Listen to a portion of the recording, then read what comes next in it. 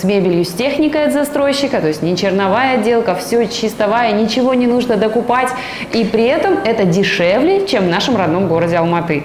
Конечно, мы захотели жить в раю. И получается, у тайской квоты есть еще один нюанс. То есть если вы покупаете квартиру или дом, да, и оформляете это все на тайскую компанию, то раз в год вам нужно будет сдавать в налоговую баланс. То Таиланд остается для россиян чуть ли не единственным вариантом, где можно спокойно с российским паспортом, как турист, приобрести недвижимость, при этом нет никаких препонов по оплате этой недвижимости. Ругаться, да что ты меня не понимаешь, я тебе же вот объясняю. Вот. А тайцы очень обидчивый народ, как бы. Если они начать, ранимые. Да, ну да, очень ранимые. Они как дети на самом деле. Если начать ругаться, это ни к чему хорошему не приведет. И ты не видишь на дороге никаких аварий. Ну как так? Нету никаких правил дорожного движения и нету аварий. Ну как так? И вот много такого, когда ты думаешь, а у нас в стране мы бы уже все друг друга бы поубивали, а тут они на Сабае в гармонии. Ну как так?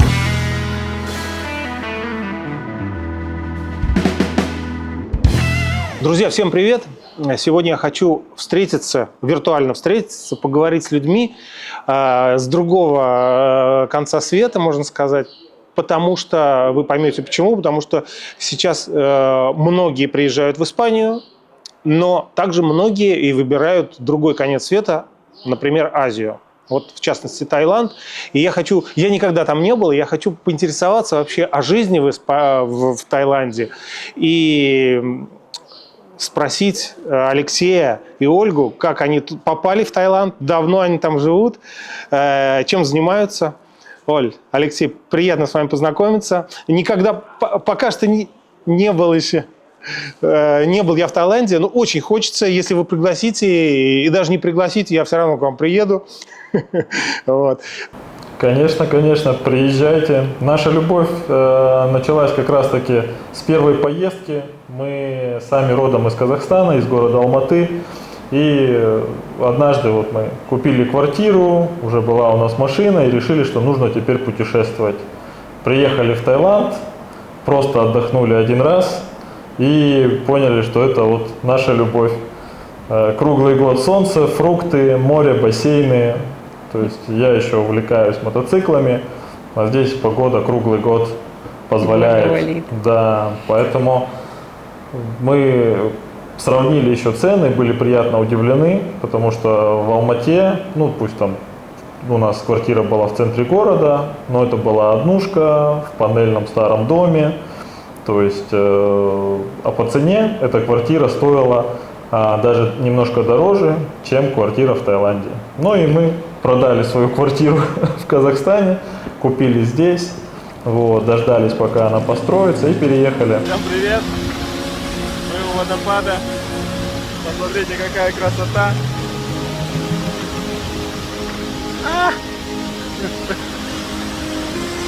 Очки мокрые, я мокрый, техника мокрая, но зато какие кадры!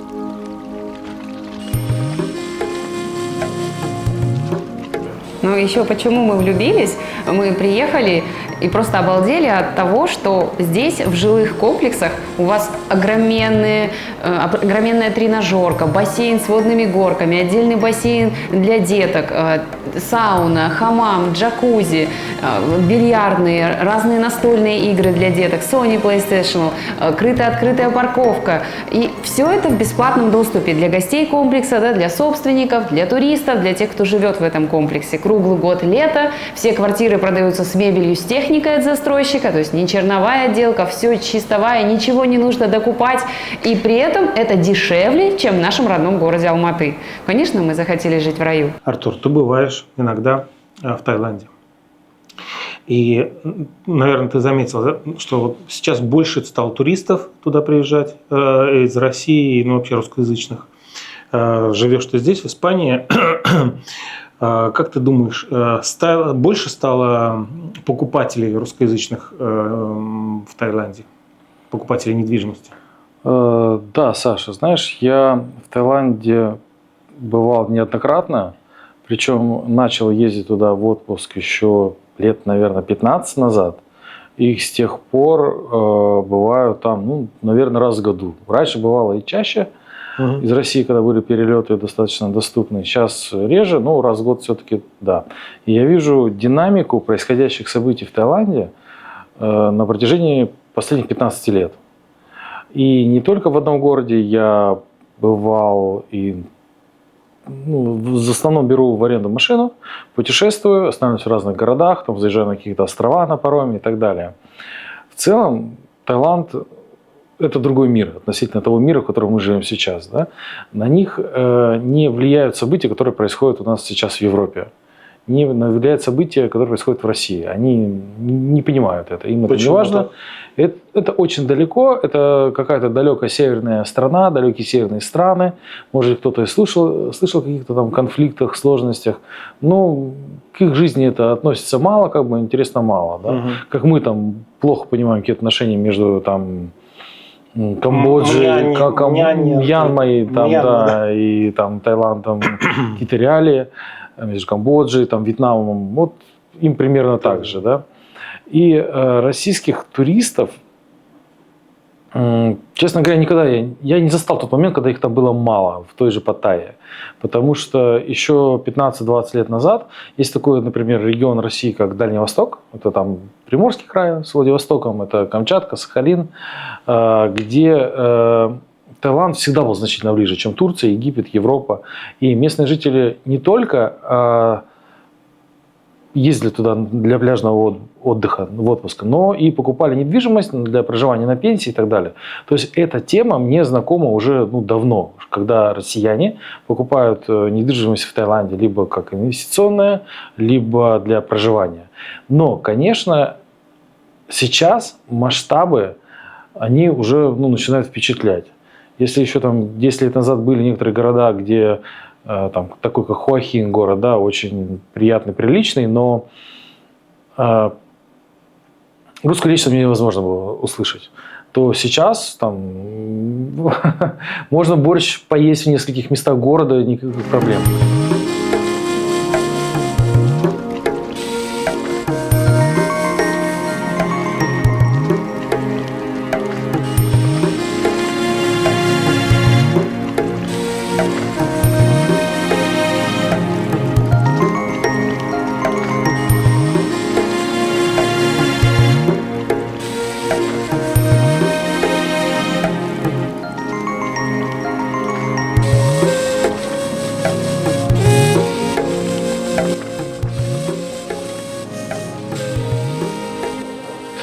А чем вы занимались? Вот я просто хочу понять, как вы приехали-то сначала в Таиланд отдыхать. Вот. И потом да, туристами всего на 11 дней. Да, влюбились. Но все-таки у вас там работа, вы чем-то там занимались. И когда вы решили переехать, какие были мысли, чем вы будете заниматься в Таиланде? Вообще мы работали всегда на кого-то, то есть мы не были бизнесменами изначально, предпринимателями. Я была журналистом, потом перешла в маркетинг, в рекламу, а Алексей всю жизнь работал в банке. Да, я работал в IT, то есть связь, многоканальные телекоммуникационные системы, это вот мое. То есть это моя специальность. Благодаря тому, что мы купили здесь 2 квартиры, в первую же нашу поездку, будучи туристами, в рамках одной из экскурсий нас завезли на выставку недвижимости, и мы влюбились в один из комплексов и купили там 2 квартиры. Вот, благодаря покупке квартир мы переехали сюда жить, и само собой пришло, что мы тоже хотим продавать квартиры. Да, оно пришло еще немножко по-другому, когда мы уже переехали сюда. После того, как мы переехали жить в Таиланд, сразу в первый же год подтянулись большое количество друзей, знакомых, родственников. И у нас была одна квартира, в которой мы жили, а вторая квартира, которую мы сдавали. И она была практически всегда занята, и приходилось находить еще где-то квартирку, а то и 2. И как-то вот так пошло. Первый же Да, месяц это да. пошло, потому что мы переехали в октябре, и 8 ноября уже первые наши друзья и коллеги все стали в сезон приезжать, и вот такая вереница бесконечная. И мы в первый же месяц пришли к выводу, что да, нам нужно агентство по недвижимости, вот наша ниша. Но вот у вас, вы занимаетесь недвижимостью, продажей и арендой, да? Да, у нас агентство по недвижимости полного цикла. Мы помогаем купить, продать, и эти же квартиры сдаем в аренду. Это прям пушка, бомба, огонь. То, что нужно здесь. Да. Оль, получается, ваши клиенты – это люди, которые покупают недвижимость на отдых, не на постоянное место жительства. Да, под инвестиции. Они покупают квартиры под аренду. Они приезжают к ним их друзья, родственники. То есть мы можем там, не знаю, хоть 6 раз на год встретить их родню и заселить в эту квартиру, или любую какую-то другую предложить. Но в общем, в основном люди покупают квартиры, чтобы просто хранить свои деньги в твердой валюте, в батах, и чтобы получать с них 8% годовых от стоимости квартиры. 8%. Вот я хотел следующий вопрос. Сколько, получается, можно заработать? 8% ты сказала.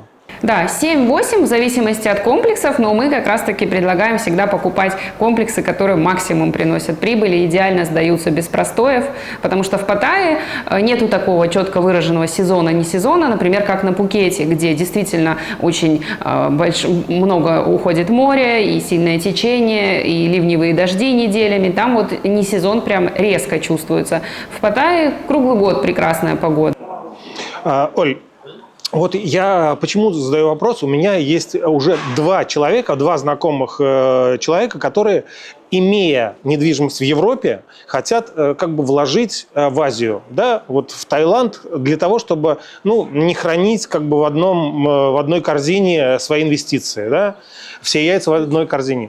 И вот им, да и мне интересно, потому что я слышал, что вот вообще в Таиланде нельзя купить, то есть иностранец не может купить землю. Да, вот как будто такая, разная информация, такая отрывки информации. Вот скажи, пожалуйста, насколько это правда? Вот это относится это к дому, там, какой-то участку земли или к квартире относится. Потому что в Испании здесь ты покупаешь дом, это твой дом, в общем, твой участок или там твоя квартира, все здесь понятно.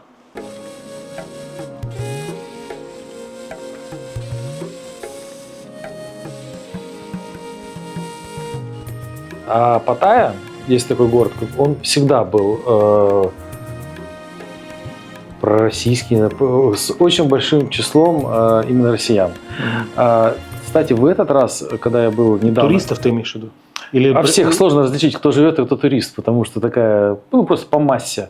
Очень большое число русскоговорящих людей. Но еще хочу отметить, что в этот раз я обратил внимание, знаете, по городу, по Паттайе едешь, и ты видишь там ресторан узбекской кухни, ресторан таджикской кухни, и очень много, я обратил внимание, туристов, может, кто живет из Казахстана, например. То есть вот весь вот этот регион, вся вот эта не только Россия, которая за Уралом находится, европейская, азиатская ее часть, но и республики бывшего Советского Союза, которые азиатские, Казахстан, Таджикистан, Узбекистан.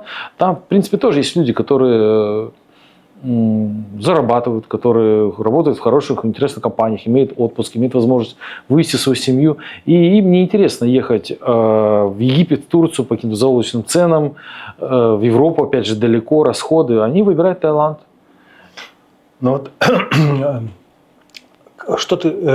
Какое твое мнение насчет недвижимости, насчет приобретения недвижимости в Азии, в Таиланде, потому что ты занимаешься также недвижимостью в Испании. И, например, если сравнивать цены в том же Аликанте, да, Коста-Бланка, в Аликанте за 60 тысяч, за 70 тысяч можно было купить квартиру, может быть, несколько лет назад. Сейчас ты в какую-то адекватную квартиру не купишь. Вот. А там, в Паттайе, например, да, в нескольких буквально метрах в пешей доступности от побережья можно купить двухспальную квартиру с урбанизацией, с бассейном, с тренажерным залом, за такие деньги, просто как дачу, да и вообще как вложение. Вот как ты, если вот в сравнении с Испанией, это стоит того? Да. Ну, смотри, есть несколько аспектов. Первое, если мы сравним по качеству дома, как ты отметил, да, то, что раньше можно было купить в Аликанте, в Торревехе, на Коста-Бланке, вообще в Испании за 60 тысяч евро, никогда это не было, это объект недвижимости не имел ни бассейна, ни парковки, ни закрытой урбанизации, ни спортзала, ни охраны, ни каких-то сервисов. Да. За 60 тысяч евро даже 10 лет назад, когда цены были низкие в Испании, можно было купить, ну, просто в рабочем районе. Хорошую, ну, обычную квартиру, обычную, назовем это так, обычную, да. Не без прям в лифта плохом там. районе. Ну, даже, нет, вот 10 лет назад с лифтом можно было купить. Ну, вот с лифтом, это был максимум, да, как бы. Вот, то за 60 тысяч в Паттайе это дом постройки, наверное, 16-18 года. Причем Таиланд это не страна третьего мира. Это хорошие строительные технологии, хорошие отделочные материалы, это несколько лифтов. Бассейны, ну, которые расположены на территории этих комплексов, ну, это не бассейны испанские, когда вот там 10 метров на 3. Нет, там, я не знаю, какой площадь, это какие-то сотки, там, сотни квадратных метров. Это бассейны не прямоугольной формы, они могут быть несколько уровневые, с водопадами, с горками. Это, знаете, это больше напоминает как такой неплохой турецкий отель. Вот, по качеству там, вот, бассейна, развлечений и так далее. И это все как бы дом. То есть ты просто за 60 тысяч получаешь, опять же, паркинг-место. И паркинг-место, вот смешно, у нас покупаешь ты квартиру, тебе дают, ну не дают, а у тебя входит в стоимость зачастую паркинг-место. Да. А тайцы строят очень сильно вглубь и очень сильно, ну, распределяют парковочное место, что у них как бы не закреплено за каждой квартирой парковочное место. Ты можешь просто купить квартиру и, например, купить 5 машин и ставить их туда. И как бы ты жилец дома, ты ставишь свои машины на паркинг. То есть, ты имеешь право заставить вообще паркинг? Ну, наверное, если ты 30 машин своих... Не, они сильно большой, как сказать, запас по числу парковочных мест. И, например, ты спускаешься, там, минус первый, там, все занято, минус второй, там, занят, на минус третьем, там, места, а на минус пятом уже он вообще пустой, потому что никто там вот так вот вниз не доезжает. Да. Есть? Ну, да.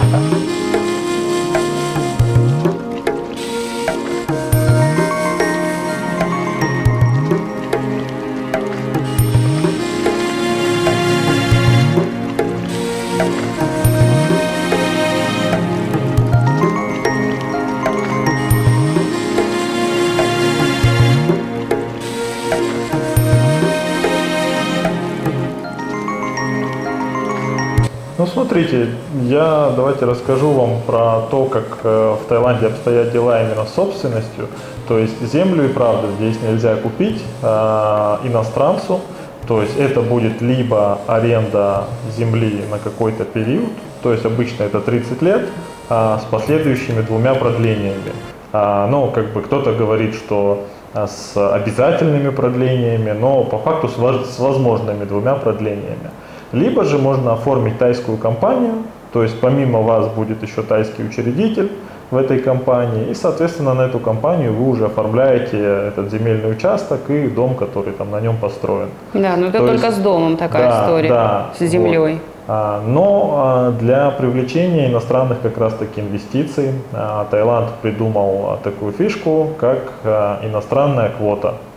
То есть, грубо говоря, квартиры в комплексах, все комплексы здесь называются кондоминиумы, вот, и этот кондоминиум по законодательству тайскому 51% всей квадратуры комплекса должен принадлежать тайцам, а 49% можно продавать иностранцам. И вот когда вы покупаете квартиру в кондо, вы можете выбрать для себя иностранную квоту.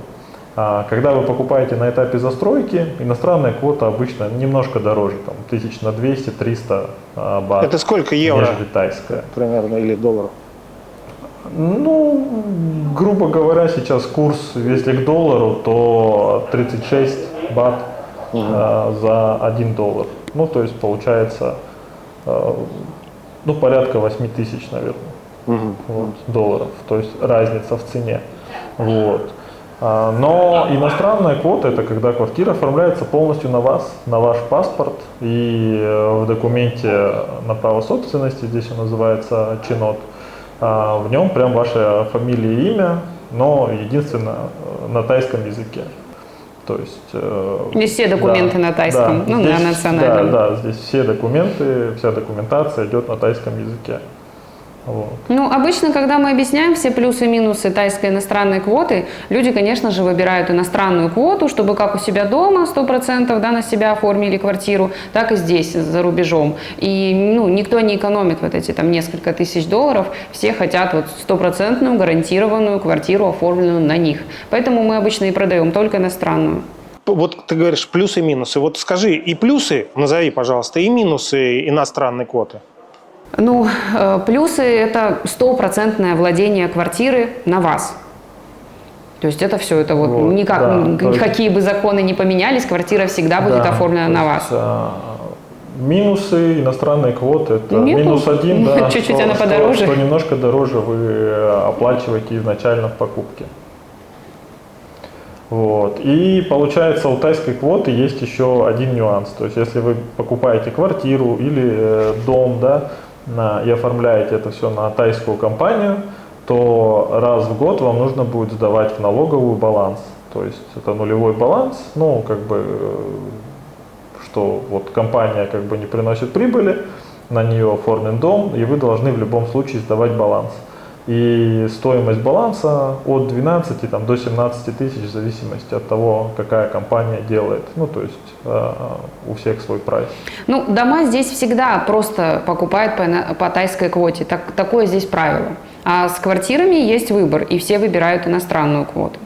Да, но у тайской квоты есть, опять же, один нюанс положительный, что если вы будете продавать квартиру вместе с этой компанией, да, то смена директора будет стоить намного дешевле, нежели вы будете продавать иностранную квартиру, ну и вообще любую квартиру на другого собственника. Потому что если вы продаете вместе с компанией, то никаких изменений в земельном департаменте не происходит, в компании просто меняется директор. А если вы, получается, продаете квартиру именно через земельный департамент, то там оплачивается налог.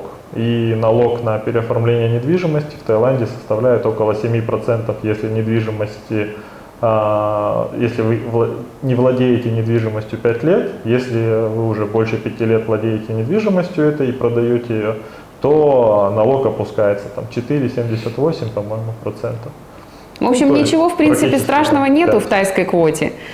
Просто как-то вот в Паттайе принято, что иностранцы все-таки квартиры любят покупать по иностранной квоте. Их менять можно впоследствии? Нет.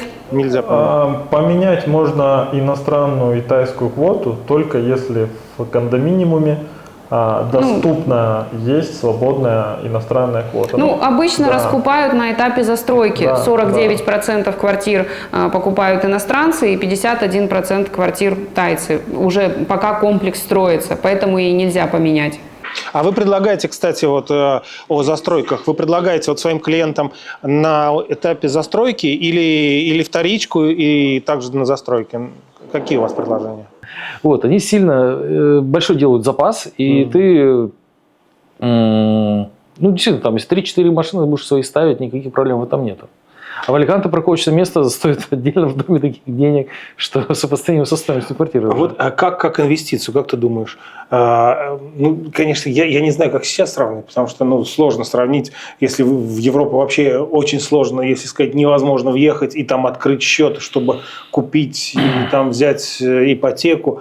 Ну, теоретически, если считать, где выгоднее делать инвестиции, инвестировать вот в Европе, там, в Испании или в Азии? Честно говоря, вот мир сейчас... Либо и так, и так. Мир сейчас, да, как бы сложный. И кому что. Если ты, например, проработал, не знаю, всю жизнь профессором в Берлине, всю жизнь копил деньги на своем счету, белый, официальный и так далее, накопил, то, наверное, тебе лучше как бы не суваться, как бы незнакомую тебе Азию, да, может быть, купить где-то вот в Европе, найти деньги, заработанные какой-то вот Но как жилье. купить, если у тебя честные они, а у тебя не откроют счет? Ну, я говорю, если ты имеешь Теоретически, европейское гражданство, счет в банке, белые деньги заработаны, как немцы, да, они требуют подтверждения легальности денег в трех коленах. Да, что ты, где вы взяли деньги? Я продал, типа, квартиру. А ту квартиру вы на какие деньги купили? А это мне там бабушка оставила наследство. Хорошо. А бабушка купила на какие деньги эту квартиру? Так она до Адольфа Гитлера дойдет. Вот ты в три колена, когда все документы предоставляешь, тогда немцы говорят, да, хорошо, мы там как бы можете купить недвижимость. Там. Да, Геринга мы знаем. Что-то вроде, да. Вот, поэтому, если мы говорим о европейцах, то, в принципе, наверное, какие-то равнозначные условия по доходности, по сложности, что тайская недвижимость, что может быть там, не знаю, в Британии или у нас на Коста-Бланка. Но если мы, например, говорим сейчас о россиянах, которым в Европу, насколько знаю, невозможно.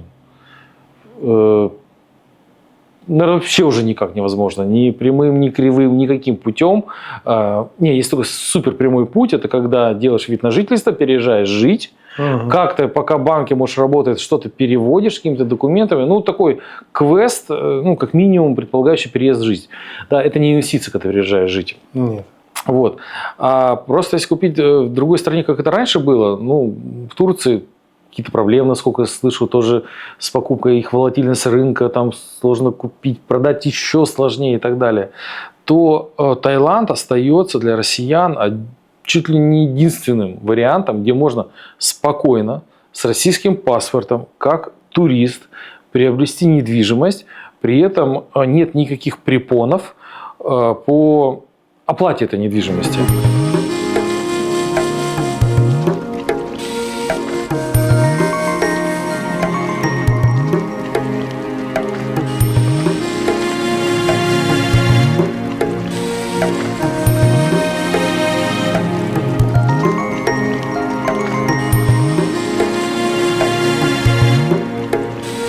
И то, и то. Мы можем продать абсолютно любую квартиру. То есть у нас бывает, что люди обращаются и говорят, что мы хотим вот в этом определенном комплексе. То есть вот у нас вот есть задача найти в этом комплексе самый там дешевый вариант или вариант, который больше подходит именно под конкретного покупателя. Вот. Но выгоднее, конечно, сейчас покупать вторичку, потому что после пандемии, во-первых, цены немножко упали. В пандемию вообще они упали да. на 40%, вторичка. Все иностранцы, русские, все думали, что все, Таиланд не откроется, и все выводили свои деньги отсюда. Такой демпинг был, минус 40%. Мы продавали квартиры вообще как по смешным ценам. Но застройщики не опускали цены. И сейчас вот, новостройки и вторичка, прям небо и земля. Ты можешь купить классную квартиру за 2,5 миллиона бат, это будет сравнительно свежий классный комплекс, а новостройка вся начинается от 7 миллионов бат, такая же квадратура, и очень большая разница. Послушайте, я вас очень попрошу, не в батах, для меня баты это какие-то непонятно, я просто не успеваю это все, мне нужен компьютер здесь, чтобы это, или в долларах, или в евро, чтобы более-менее понятно. Вот я, знаешь, что хотел спросить, сколько времени проходит полный цикл от начала застройки и сдачи? Вот чтобы, смотришь, человек хочет инвестировать, да, и потом поговорим, как вам перевести деньги, вот сколько времени проходит от нулевого цикла до сдачи? Если покупают новостройку, строящуюся, то обычно 4 года здесь строится комплекс. А если вы покупаете уже готовую вторичку, то все, сегодня вы оплатили, сегодня же мы вам все и переоформили, в течение недели максимум. Да, 4 года строится комплекс здесь. И важно уметь выбрать застройщика правильного, потому что есть комплексы, которые строятся уже 5 или 6 лет и очень медленно. Из-за пандемии определенные. И не видно конца.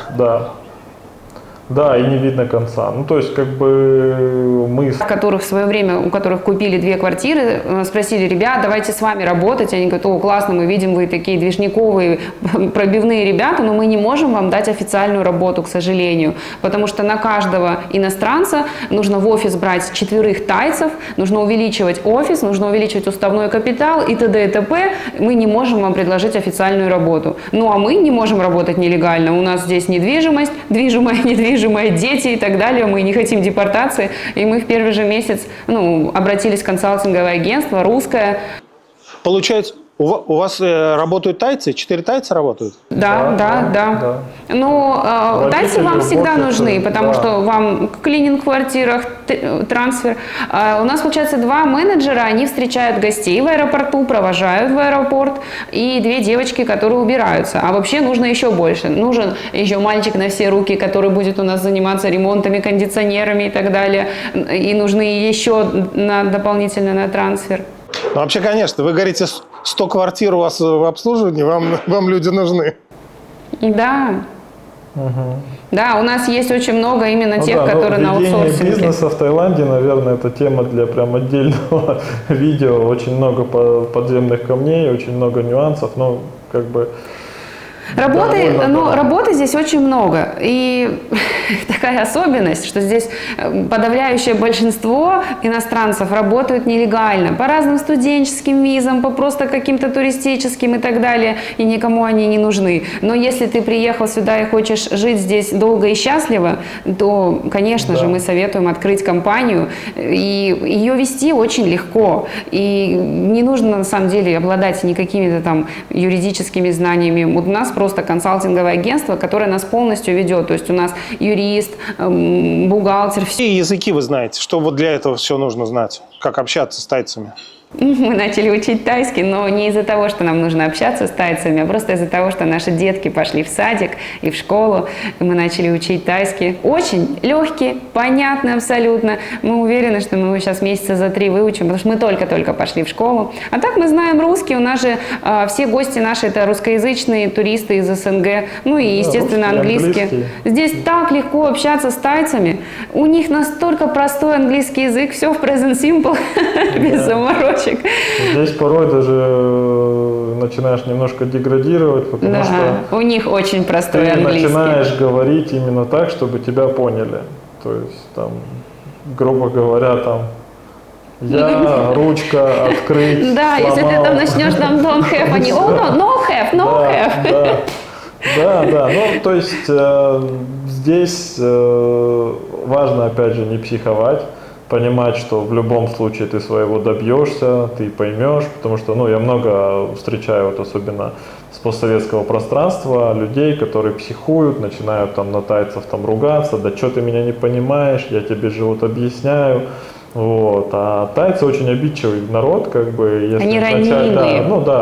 Очень ранимые. Они как дети на самом деле. Если начать ругаться, это ни к чему хорошему не приведет. Мало того, что у людей, например, есть деньги в России, но вот в Европе купить невозможно. А вот в Таиланде купить возможно при наличии там денег в России.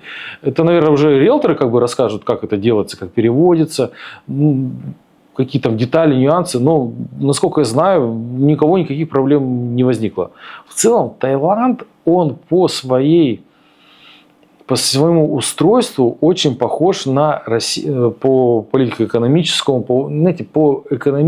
по развитию бизнеса, по тому, как люди дышат, как развивается мелкий бизнес, как формируется средний класс. Очень похоже на Россию где-то года 2006-2007, вот этих лет.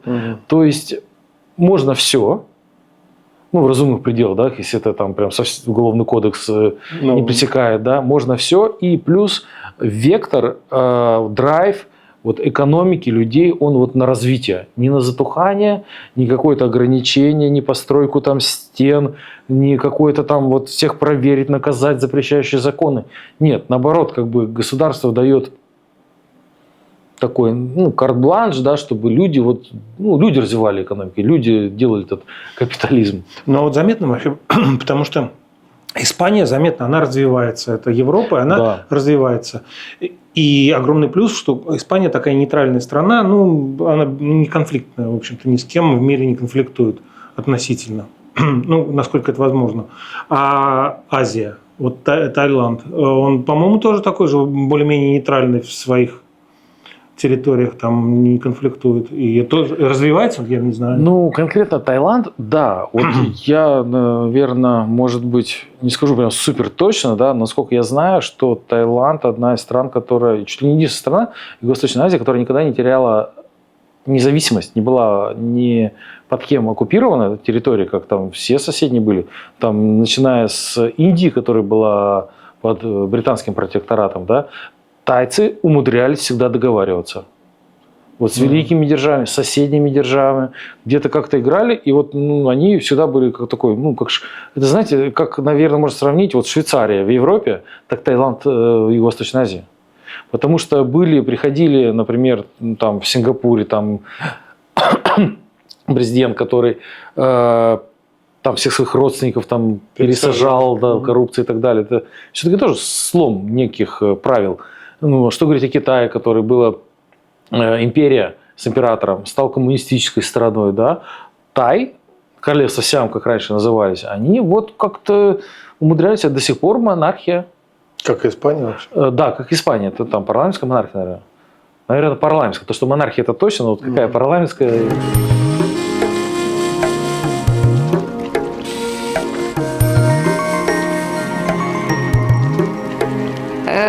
Мы тоже, когда приехали, мы привыкли работать 25 часов в сутки у себя в Казахстане. Мы трудоголики, перфекционисты, у нас все должно в руках гореть, понимаете, у нас все по полочкам. И сюда мы приехали, как так? Здесь все так замедленно. Но мы немножко уже переняли их, вот этот тайский менталитет, и это здорово. Я благодарна тайцам, потому что, такое вот умиротворение, чувство вот этого тайского саба, ты его потом впитываешь в себя. Я за это благодарю Таиланд каждый день.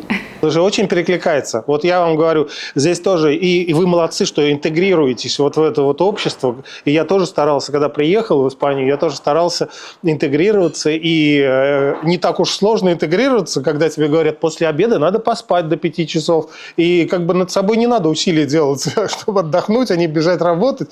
Как бы к хорошему привыкаешь быстро. Да, да. Они здесь все благодарные, все улыбчивые, все открытые. Они не врут, и они верят на честное слово. Столько много плюсов, когда ты думаешь, как так, а потом думаешь, я благодарю тебя, Боже, за то, что ты послал меня именно Буддистская сюда. страна. Здесь, опять же, не сигналят на дорогах.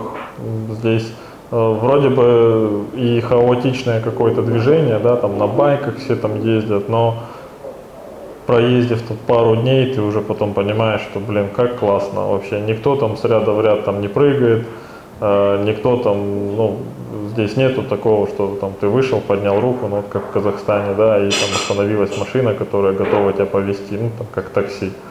То есть здесь там через 4 ряда никто там не сигает. Ну Всё, да. то есть свои нюансы именно для комфортной жизни. Да, Ну, и мы в самое прошлом главное- году были у себя на родине в Казахстане, я тоже отмечала на дорогах, сколько нетерпеливых злых людей, сколько аварий. А сюда ты приезжаешь и видишь, что школьники без прав водительских на Без байках шлема, да. ездят, и ты не видишь на дороге никаких аварий. Ну как так? Нету никаких правил дорожного движения и нету аварий. Ну как так? И вот много такого, когда ты думаешь, а у нас в стране мы бы уже все друг друга бы поубивали, а тут они на Сабае в гармонии. Ну как так? Ну да, здесь бывает, там один кто-то остановился, сзади него остановилось еще 5-6 машин. И вот он там пока, там, не знаю, свои дела какие-то сделает, Все припаркуется, все стоят, сидят и ждут, да. никто не посигналит. И никто не объедет, и порой ты просто стоишь. Здесь потом еще уже- абсолютная безопасность. Ты можешь в любом районе, на самом деле, в любое время дня и ночи идти и знать, что здесь абсолютно безопасно. Ну вот я говорю конкретно о Паттайе, потому что здесь очень много туристов, здесь очень много денег, да, от туристов идет. И люди здесь не за чертой бедности, здесь все хорошо зарабатывают, и им не приходится там грабить или еще на какие-то меры выходить, чтобы заработать себе деньги. Здесь все работают, и у всех все прекрасно. И у тайцев, и у иностранцев. А на каком языке общаются? Например, если мне нужно там вызвать врача или вызвать полицию на английском, понимают они? Да, на английском, на самом простом английском. Вообще на простейшем, которого да. достаточно для всех. Вот даже русский со знанием просто Касательно, английского да. со школы придет, и здесь все изъяснится. Касательно медицинского обслуживания в хороших больницах, Везде переводчики. куда обычно отправляют по страховке, везде есть переводчик. В том Да, числе и на русский я язык. рожала здесь даже в больнице, меня за ручку держал русский переводчик, то есть абсолютно, начиная вот от входа и заканчивая опять выходом, тебя ведет всегда переводчик. Да, то есть это... Ну, не только большой русский, здесь плюс, разные. да. То есть придет немец, и у него будет свой переводчик с немецкого. В общем, здесь все очень клево для туристов. Да, и при этом роды в Таиланде в хорошей очень больнице. Как будто в спа-салон да, сходить. как будто в спа-салон там обошлись там, в 2-2,5 тысячи долларов. Весь год же, зачем тебе находиться там весь год? Даже это год, вот пенсионная эта вот виза, мне кажется, там же какие-то есть влажный период, и есть сухой. Да. Вот это, 6 месяцев в году, просто 6 месяцев. Это же очень много. Жить здесь и полгода, когда здесь жара, да, начинается там в июне, в июле, уехал туда до ноября. А потом ты сам сдаешь свою квартиру, если ты купил там. Да, как бы, это от каждого ситуация, кто-то просто работает, да, не может 3 месяца находиться, там только отпуск 2 недели. У всех разные ситуации. Но в целом, да, это абсолютно нормальное, понятное для россиян место, где, да, есть законы, да, они, чуть другие, чем в России, но непонятные. Во многом они как бы на понятийном уровне пересекаются. Да, действительно, если у нас люди, когда покупали инвестиционные квартиры в Испании, потом уезжали там в Россию жить дальше, были какие-то там такие подводные камни по законам, по каким-то, то нет. В Таиланде все четко, все, закон достаточно близок к реальности в этом плане. То есть, вот, например, на жизнь, чтобы на жизнь, вот на продукты, если ты питаешься дома, что-то покупаешь, сколько какой-то есть приблизительная сумма?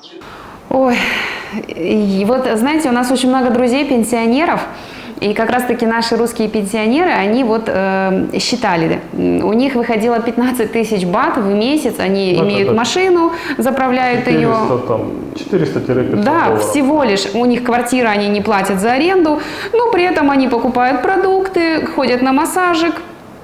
Особо не шикуют, но на все им хватает. 400 долларов в месяц. У нас, конечно, совсем другое. У нас 400 долларов в неделю только лишь на бензин.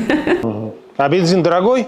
Бензин получается в районе $1-1,5. В принципе, так же, да. То есть, да, в зависимости от того, какой бензин. То есть здесь есть топливо разных классов.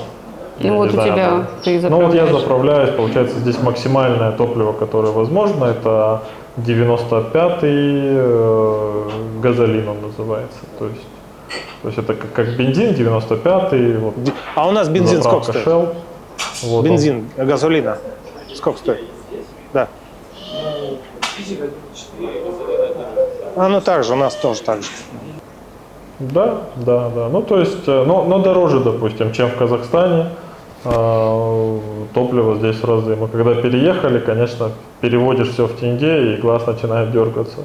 Хотя первый раз мы, когда приезжали сюда, курс был, я помню, бат к тенге 1 к 5.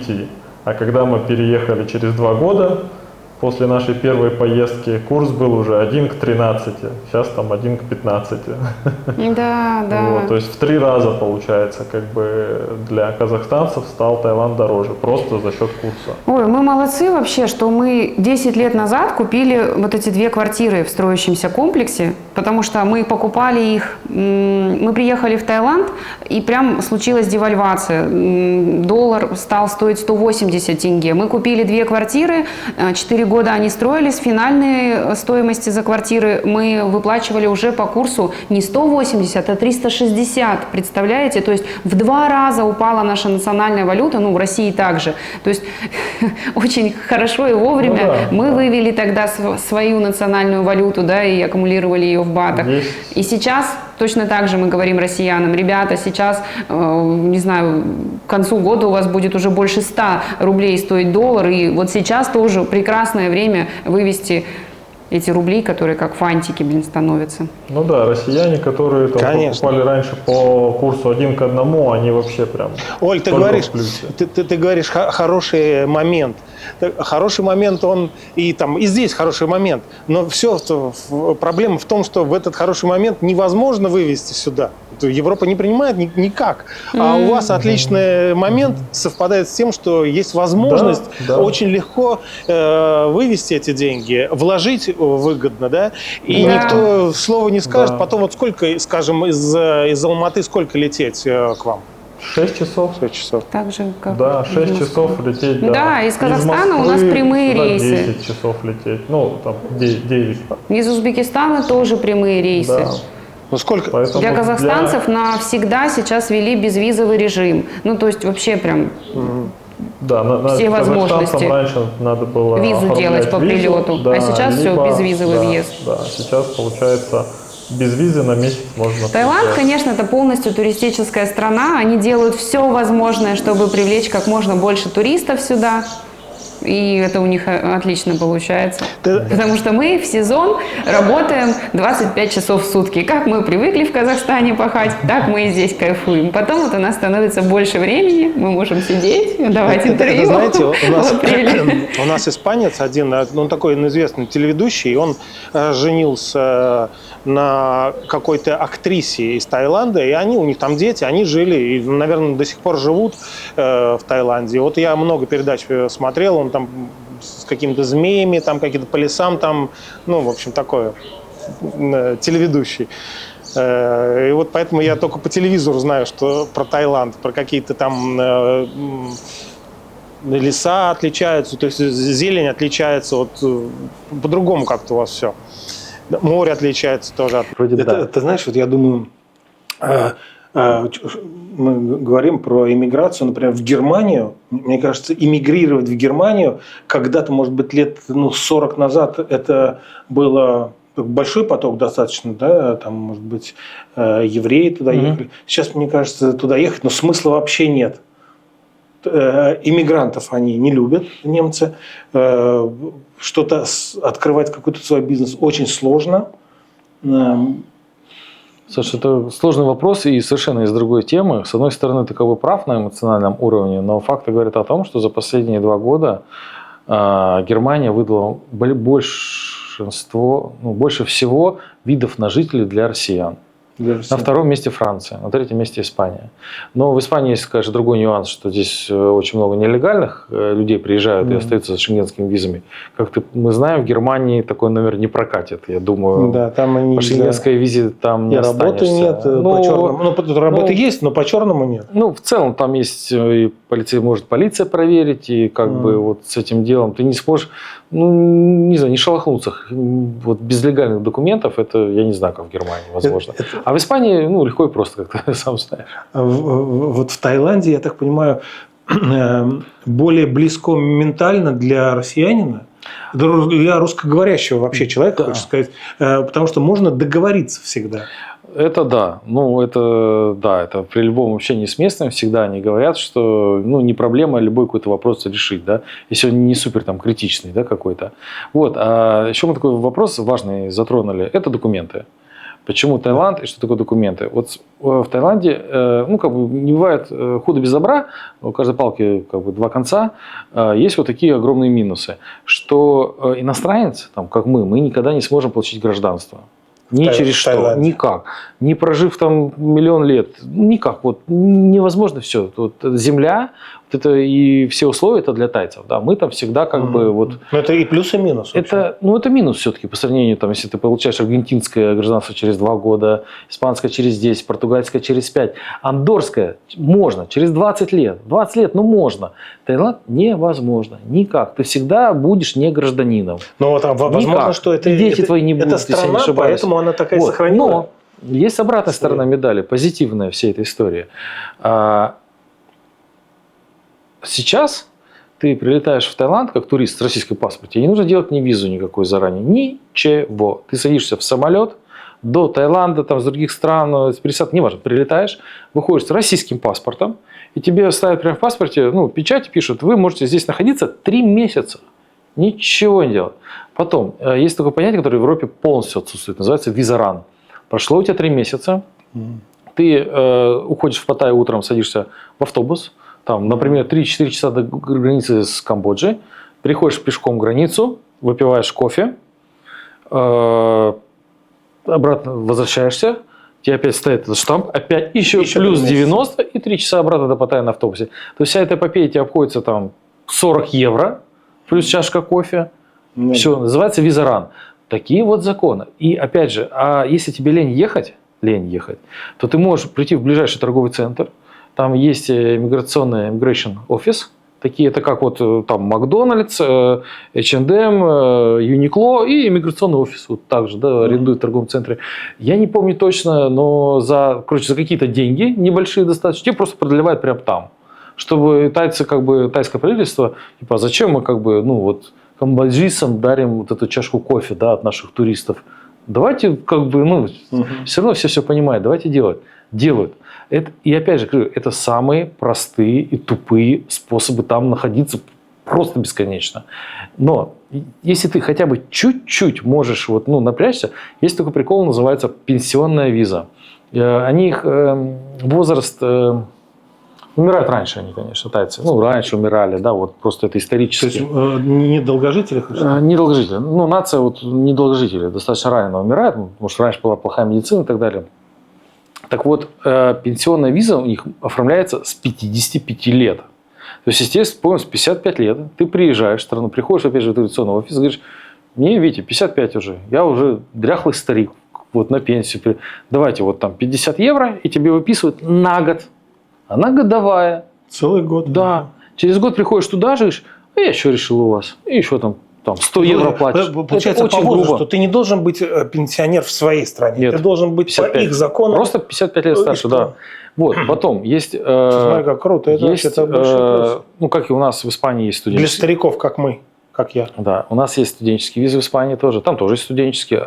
Все то же самое. То есть ты берешь языковой курс, например, английского языка изучения, и оформляешь эту годовую учебную визу.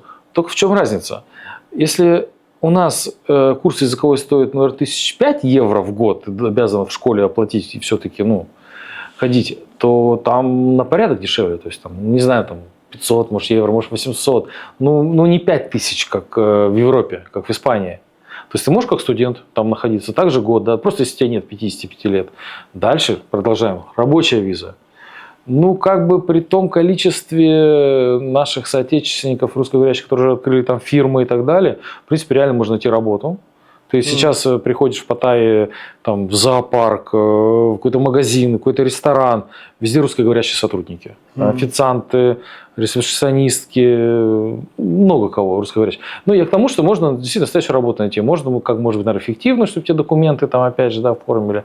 То есть невозможность, с одной стороны, получения гражданства никогда, но с другой стороны, находиться там можно практически бесполезно. В принципе, и без шенгенских виз, анкет, справок из банка, что ты там, родственники не были на оккупированной территории. Даже шенгенскую визу раньше было получить как сложно. Страна потрясающая. Мы в пандемию попутешествовали по всему Таиланду. Мы увидели север, Чиангмай, Чианграй. Мы увидели юг наш, Пхукет, Краби, Пхипхи, Самуи, Панган. Мы увидели нашу часть здесь, да, все наши острова, Какут, Качанг и Хуахин. В общем, настолько увидели, понимаете, горы, где плюс 10 всего лишь. Увидели все эти мангровые леса и горячие источники, и водопады. Удивительный, потрясающий Таиланд. На севере там, не знаю, рисовые эти поля и кофейные деревья даже в горах растут. Вот она, каменная глыба, и она вся усеяна кофейными плантациями. Как так? Прям в камне растут эти деревья. В общем, Таиланд удивительный. Это не только Паттайя, конечно. Смотрите, ребята, давайте, у меня много вопросов, но я думаю, сейчас зрители, если кто-то захочет вам задать какие-то вопросы, да, напишут в комментариях, пожалуйста, напишите в комментариях, мы в следующий раз с вами соберемся, и вы ответите на какие-то более, может быть, конкретные вопросы кто-то задаст, и поговорим. Хорошо?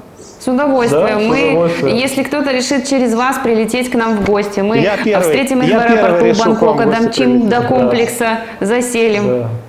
Да, давайте даже так договоримся. Вас мы заселим абсолютно бесплатно, как самого дорогого гостя везде проведем. Вашим гостям, от вас пришедшим, сделаем хорошую скидочку. Ребята, большое спасибо вам.